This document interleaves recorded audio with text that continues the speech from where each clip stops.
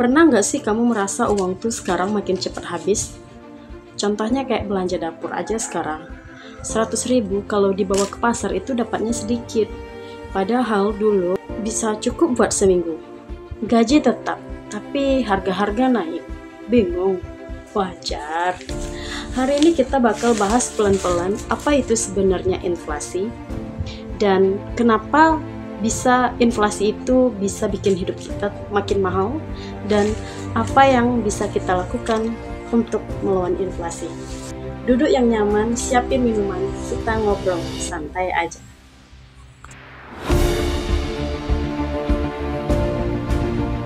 Oke, jadi inflasi itu apa?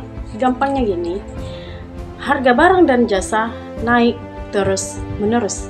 Misalnya kamu beli mie instan sekarang harganya 3.000, mungkin tahun depan jadi 3.500, dan bisa jadi 5 tahun dari sekarang harganya menjadi 5.000. Itu adalah kenaikan harga yang terus menerus. Tapi yang penting bukan cuma satu barang aja yang naik.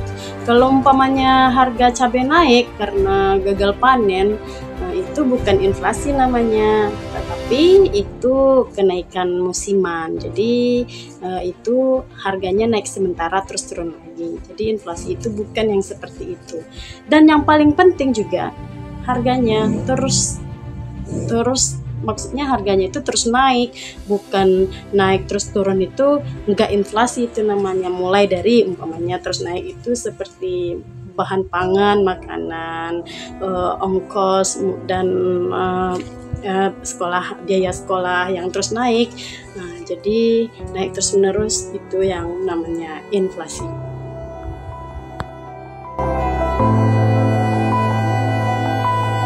Nah, pertanyaannya, kenapa inflasi bisa terjadi?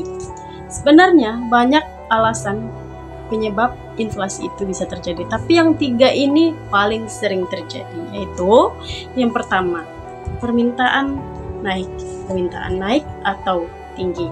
Umpamanya semua orang beli gula di waktu yang sama sementara stoknya terbatas, harga bisa jadi naik. Dan yang kedua, biaya produksi yang naik. Umpamanya BBM naik, ongkos truk naik, jadi harganya juga diikutkan naik ya guys ya, supaya sesuai dengan modal dan juga ya begitulah pokoknya guys. Dan yang ketiga itu uang yang beredar terlalu banyak. Jadi pemerintah mencetak uang terlalu banyak sehingga membuat nilainya turun guys. Maka dari itu uang banyak, harga naik, sementara barang tetap harga naik ya, jadi gitu maksudnya guys ya. Jadi ini itu sama aja dengan hukum pasar begitu ya guys ya. Jika permintaan naik sementara stok terbatas, atau supply versus demand. Supply dan demand itu kan bahasa Inggris, jadi bahasa kitanya permintaan yang tinggi sementara stok terbatas itu bisa menyebabkan harga naik.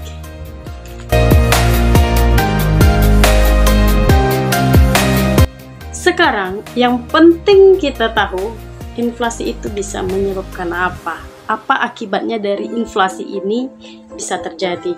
Oke, yang pertama, daya beli kita menurun. Jadi uang 1 juta yang kita punya nggak sama nilainya dengan dulu guys. Artinya uang 1 juta sekarang nggak bisa beli sebanyak dulu begitu. Dan yang kedua, tabungan kita makin menurun. Umpamanya kita nabung 10 juta, inflasi 5% ya, dan nilainya turun, maka nilai uang kita turun jadi 9,5 juta begitu guys.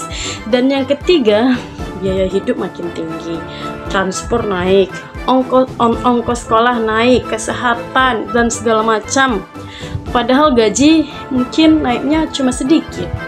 Dan yang terakhir tuh yang paling berat itu adalah rakyat kecil guys, karena penghasilan tetap sementara kebutuhan makin tinggi.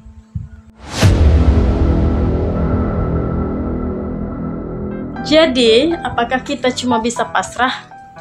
Enggak ya guys ya. Ada beberapa hal yang bisa kita lakukan untuk melawan inflasi. Yang pertama itu adalah satu, investasi. Cari aset yang jangan cuma nabung. Cari aset yang bisa ngelawan inflasi, misalnya seperti reksadana, emas, atau bahkan kripto. Tapi jika kamu paham dengan resikonya guys ya. Yang kedua, naikin penghasilan. Bisa lewat skill baru, jualan online atau freelance dan lain-lain ya. Kita belajar skill baru ya guys ya. Pokoknya kita cari cara buat naikin penghasilan kita. Dan yang ketiga, kurangi biaya hidup konsumtif. Kadang kita itu boros bukan cuma karena kebutuhan guys, tapi karena keinginan. Nah, jadi yang ketiga itu kurangi biaya hidup yang konsumtif. Dan yang terakhir, kita harus ngerti guys, kita harus ngerti ekonomi supaya bisa ambil keputusan keuangan dengan lebih bijak. Inflasi itu nggak bisa dihentikan guys, tapi bisa kita akali. Jadi intinya, inflasi itu nyata. Dia nggak kelihatan, tapi tiap hari dia mengambil sedikit demi sedikit dari nilai uang kita. Tapi kamu nggak sendiri. Banyak orang juga lagi belajar cari cara buat ngelindungi diri dari inflasi. Dan kamu udah ambil langkah yang pertama, kamu belajar. Kalau kamu merasa video ini bermanfaat, jangan lupa share ke teman dan keluarga ya.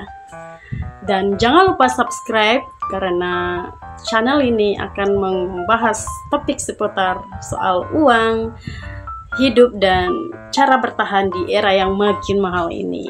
Oke. Sampai jumpa di video selanjutnya. Dan ingat, jangan hanya kerja keras, tapi juga kerja cerdas. See you.